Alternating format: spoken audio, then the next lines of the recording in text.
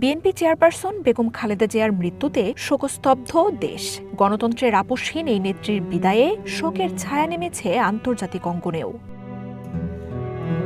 বেগম খালেদা জিয়ার মৃত্যুতে শোক জানাচ্ছেন একের পর এক বিশ্ব নেতারা। সাবেক প্রধানমন্ত্রীর মৃত্যুতে গভীর শোক জানিয়েছেন ভারতের প্রধানমন্ত্রী নরেন্দ্র মোদি। পরিবার ও বাংলাদেশের মানুষকে এই শোক কাটিয়ে ওঠার শক্তি দিতে সৃষ্টিকর্তার কাছে প্রার্থনা করেছেন তিনি। নিজের বার্তায় বাংলাদেশের প্রথম নারী প্রধানমন্ত্রীর দেশের উন্নয়ন ও ভারত বাংলাদেশ সম্পর্কে অবদান সব সময় স্মরণ করা হবে বলে জানান প্রধানমন্ত্রী নরেন্দ্র মোদি। 2015 সালে ঢাকায় খালেদা জিয়ার সাথে সাক্ষাতের কথাও উল্লেখ করেন তিনি।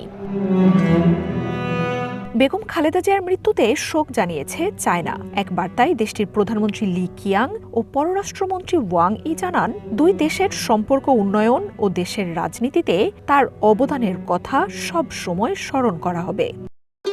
ভবিষ্যৎ হোক নিরাপদ, বিনিয়োগ হোক বিশ্বস্ত, আর আমার পছন্দ সল্ট বে। ওয়েলকাম টু সল্ট বে।